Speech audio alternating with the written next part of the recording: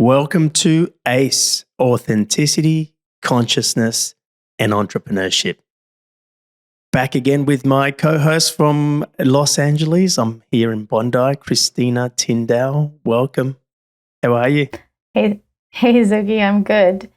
I like the way it sounds, authenticity, consciousness, and entrepreneurship. I'm really loving it. Yes, we tweaked that, didn't we? Mm-hmm. I like that. It opens the gates. It removes the boundaries of what I can talk about, in particular what we're talking about right now, which is love. And for those who don't remember, it used to be called Authentic Conscious Entrepreneurs, which implied it's a podcast just for entrepreneurs, but it's not really. It's everything I'm talking about is, I'm naturally an entrepreneur, and I have a lot of friends that are entrepreneurs and some very big entrepreneurs. But what I'm really passionate about and inspired to talk about besides entrepreneurship is consciousness. Being conscious while being an entrepreneur, but being conscious while being a human being. It's not limited to entrepreneurs. But and of course, one of my favorites is authentic. That word authenticity. And it's funny because today we are picking up where we left off in the last session, which is we're calling this part 2 from the previous session. And we spoke about love, but not just love. We spoke about what I refer to as the real love. And if you haven't listened to the previous episode, I'd encourage you to listen to that first because this is part 2. We've never done 2-part series of one particular episode, but it's just such a big topic, that word, that love, and when we refer to as real love. But when I talk about the real love, I mean, some people go, well, what's the real love? It's authentic. It's authentic. And here we are talking about authenticity. And sometimes we confuse or sometimes we let our authenticity to be influenced by what we're afraid of not receiving or missing out on. The fear of missing out. We change what is authentic. We change how we're being authentic. And we think we're being authentic, but really it's so you can receive love. We talked about the difference between the real love and the need of love in the last session. It's sometimes you change yourself, your authentic self, to really fit in, to really be accepted, to really have the approval of others, the recognition from your society, from your community, from your company, from the world. And again, that's not authentic because as we spoke about in the last session, what differentiates the real love and the need of love is that the real love has no reason. The real love, has no reason. It has no reason in order to love somebody, in order to love something. Do you understand? Like, I get goosebumps, truth bumps as I say this. Like, this is gotta fucking drop in somewhere. If you only knew, if you can recognize, what I'm saying is true, but it's got to drop in so far deep inside of you that is the way you see the world. That is the way you interpret it, and not confuse yourself with the need of love. What is the need of love?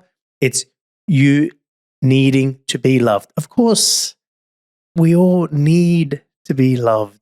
We spoke about in the last session what happens if we don't receive love, the love that we need. What happens to us? All right? And again, I won't ruin it for you if you haven't watched the last episode, but well, I will ruin it for you, so you shouldn't be listening to this one. If you are, you die. You die. You know. So you think to yourself, well, yeah, well, everybody needs to be loved, Amir. Yeah, I understand, but let's just get clear about what is what. I think at this point, it's not to stop your need to be loved. It's not. I'm not saying, hey, you shouldn't need to be loved. That's not what I'm saying. Well, I need to be loved. There's parts of me that needs to be loved, right? I get it. Like it's not. I'm not saying that the fact that you need to be loved is wrong. It's not. I'm not saying that at all. I'm just getting you to be able to, establish and identify what is what. Because there is a love that is far deeper. There is a love that is far more real. There is a love that is authentic. And that authentic love doesn't have a reason or an agenda. I mean, you've heard that. I'm sure you've seen it on a sticker on a bumper car or something, bumper sticker, I should say. Somewhere, maybe you saw a sign. Love has no. I mean, I don't know. Maybe I've only heard that, but it's been around for a long time. Love has no reason. Or you might have heard love has no agenda. There is no agenda. You're not loving this person or loving something with the agenda to receive something back. You're not looking to receive love back. You're not even looking for reciprocation there. Do you understand? Now, the part of you that needs to be loved is looking for, hey, I'm looking for reciprocation here. I'm looking for, to have that love back.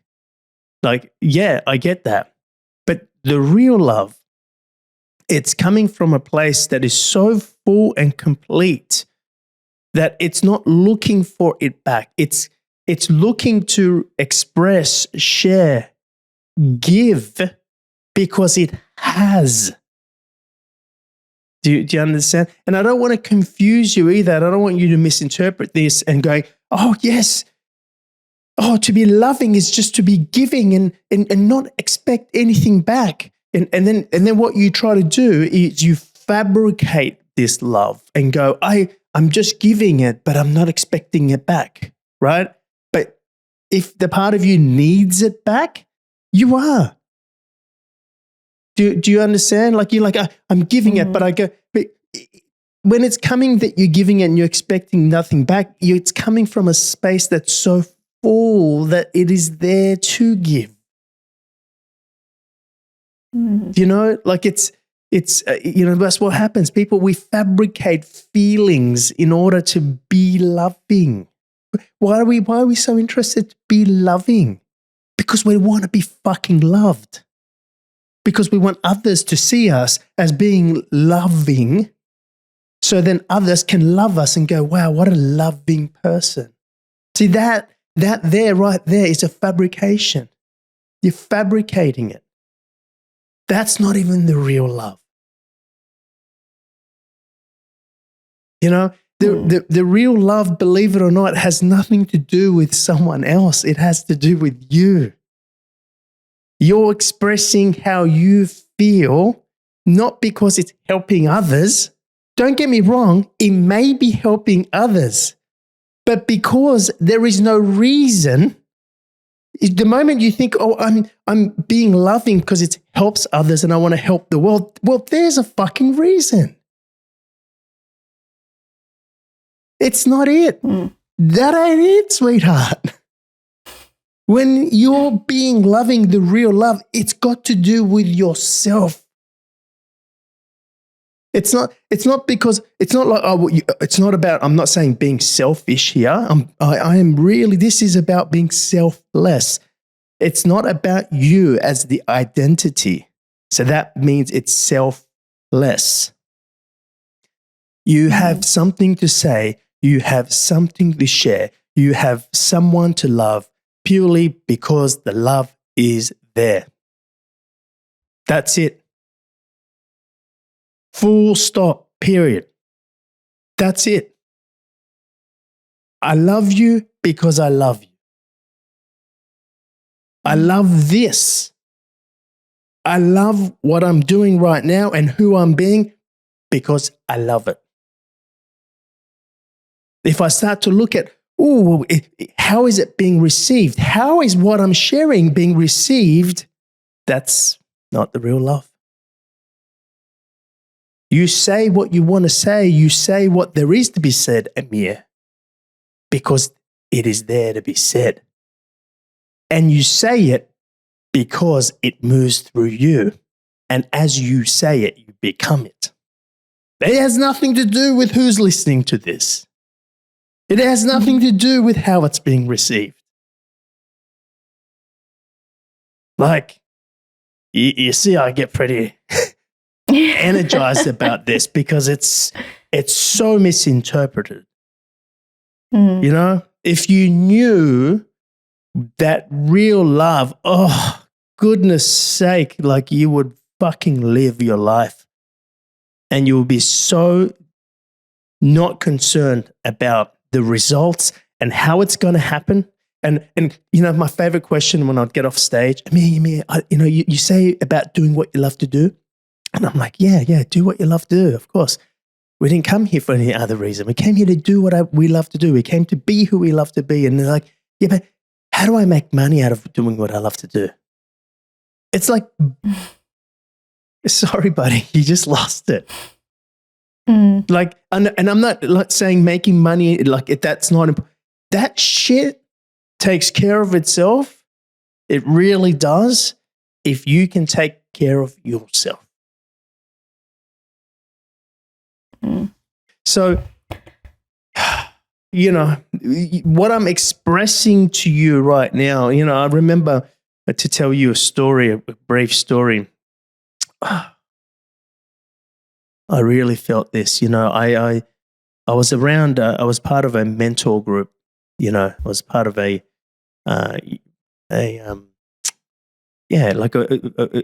leadership group, and we were taken away. I remember being overseas. We were in Hawaii actually, and you know, these were the leaders of this organization, and I was part of that. And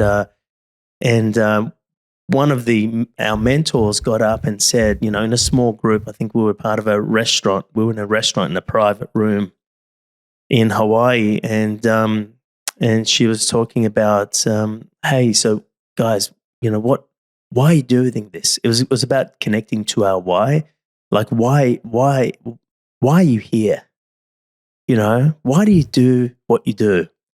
And, you know, it was just the strangest moment for me because, you know, everyone got up and they talked about, you know, I want to just live my life and be the fool, you know, do whatever I want to do, whenever I want to do, you know, the typical answer. I want to drive this car. I want to have I want this lifestyle, the typical answer when it's just the surface level answer.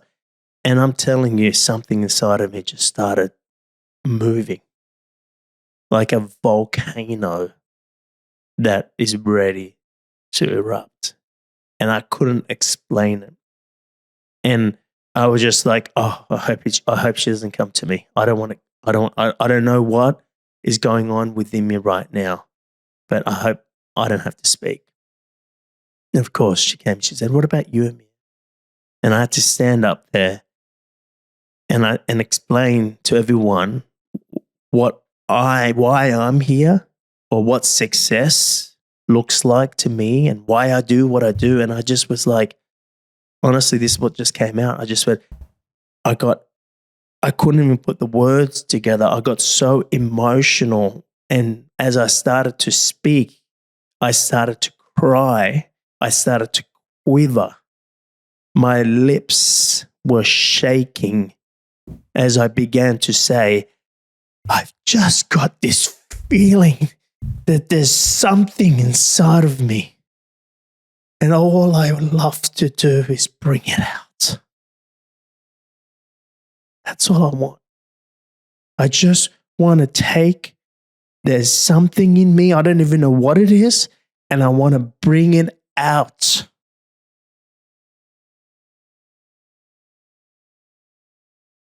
That's what I said. And I just crumbled. And I ran into the bathroom. And one of the guys came up to me and goes, man, and everyone was just absolutely shocked. Like, where the hell did that come from? I didn't even know where it came from. But it was the truth. That was my deepest truth. I just knew that if I don't take this thing, I don't even know what this thing is, but that thing is your authentic self.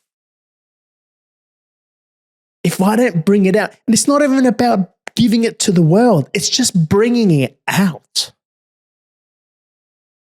I feel like I'm dying. I feel like I'm dying, Christina. And that's what I said. And it was a very strange occurrence to everyone else because, and I mean, everyone was moved by it. But that's when I realized that if I don't bring, and back then, I didn't even know that I'm going to be sharing and speaking. I didn't even know I was going to be a speaker and coach and sharing content and sharing wisdom. I didn't know. I just knew it as a feeling inside of me and I wanted to bring it out. Now, everyone's got that feeling.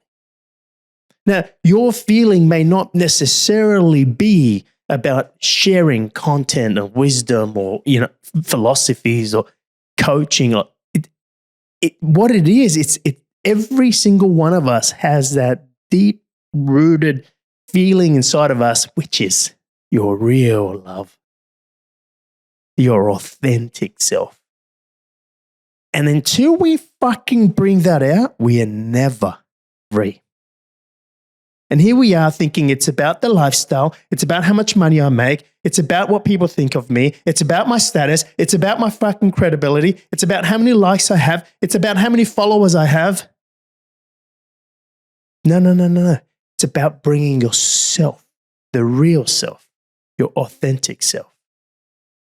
And that's the part that is not concerned with how many people like you or not. It is not concerned about how it's being received because you're not bringing it out for anyone else but yourself. That's the real love. Mm. Now, if you want me to break that down and give you a stronger reference point, because I mean, everything that I'm talking to you about right now, it's me talking from my authentic self to your authentic self. And I hope your authentic self is fucking vibrating inside of you right now. I hope it's fucking jumping. I hope you can fucking feel it. Because the best way for me to share about what I've got to share is talk from my authentic self to your authentic self. Sorry about my authentic self. Sometimes he likes to swear. Maybe that's just me bringing the punch out. Apologize for that. But I hope you can feel it because what I've shared right now is just a feeling. And you know it. You know you're born with it. Now, some people don't know it as well because they've buried it deep. What'd you bury it with? What do I need to do? What do I need to accomplish? Where do I need to be in my life by now? Who do I need to be by now? What does everyone think of me? It's buried. That's why I hope that you felt it. As deep that it may be buried, I hope you felt it vibrate.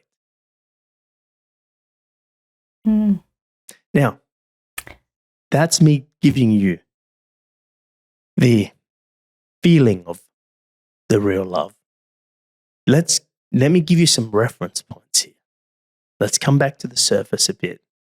And although this is not surface, what I'm sharing, but we just can change gears.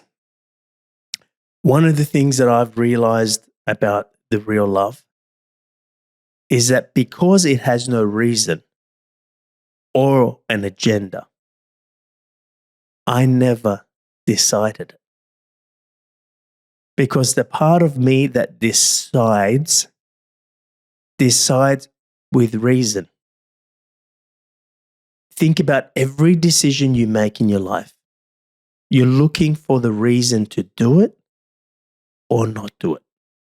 The reason to start or stop. The reason because it's going to be safe or unsafe. Everything is reason. This is normal because we live our minds right, lives in duality. It interprets duality because that's how we're experiencing ourselves. I'm over here, Christina, I'm talking to you. But where I just spoke from right now is from my heart. Deep, deep from my heart. And where I spoke to you, where I intended to speak to you, was deep in your heart. There is no duality. Everything is interconnected. And we feel each other. We feel that. So your mind always is making decisions based on reasons. Your heart, right, does not. It does not know reason. Let me give you an example. The birth of my son, the birth of my daughter, loving my children. And anyone who has children will understand this or has a strong connection with anyone, whether it's an animal or, in affiliation, we might be a city. When there is a strong love with something or someone, what you will realize is that you never decided to love them. Now, this sounds outrageous because your mind is already going, well, who did? But if you knew the real love, like I said to you before, I say something, I do something. If it's coming from the real love, it's not because I'm helping someone. I'm saying it because it's there to be said. I'm doing this because it's there to be done. How do I know it's there to be done? Because I feel it with my every cell of my being. How do I know it's there to be said? Because you think I don't feel this right now? I'm not feeling it. That's how you know. So let me just get you to reflect really quickly on the moment that you decided.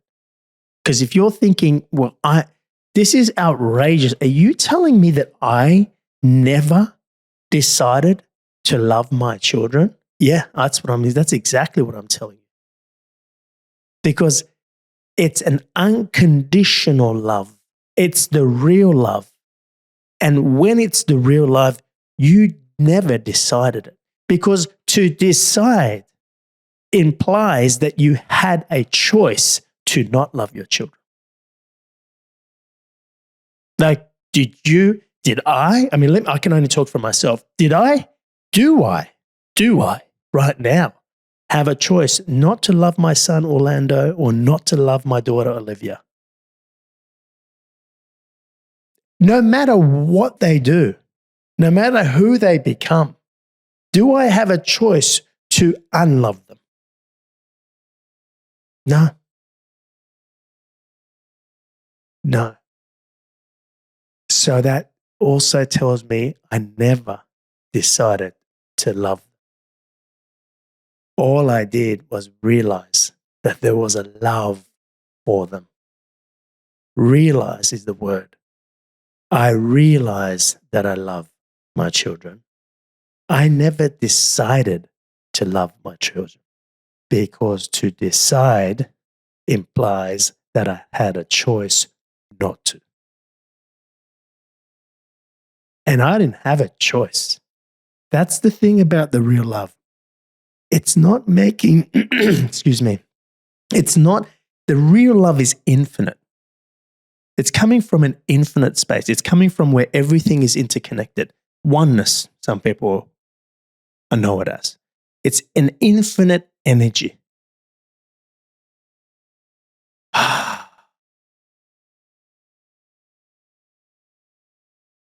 I just dropped out for a sec. Are you going to say something? Like I could feel you're about to say something, Christina. You were going to say something, and I just dropped out because I could feel. Every time I've been about to say something in this, you've said it, so I haven't needed to say anything. But I just had a feeling pop up of something to ask you later on. But we'll see. You might answer it as well. Well, let's see. But I'll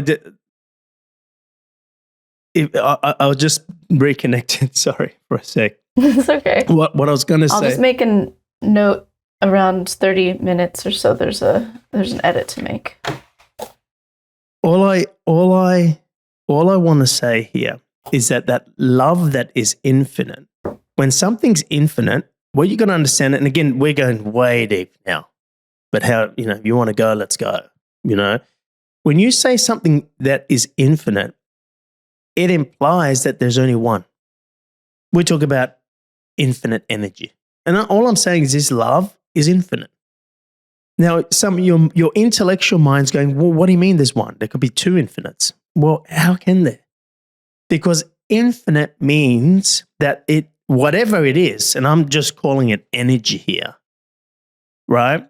It implies there's only one, because if you say there is a beginning and an end to an infinite, it's no longer infinite. For there to be two infinites, there has to be a beginning and an end to one. Do you understand? So there's no such thing. The moment you say something is infinite, there's only one. Now, that's a deep conversation, which I don't think I'm even going to go. It's another episode. In fact, if someone's really into contemplating what I just said, go and download my app. Download my app, and it's all there. You can download it for free. We've just released it, and it's all in there, right? There is some foundation work that I do. That's part of that app, and it's all there. It's all about infinity. But anyway, so I think that's where I would lead people, because that's a different conversation. But if you get what I just said, you understand that, well, if there's only one, the part of you that is only one, which is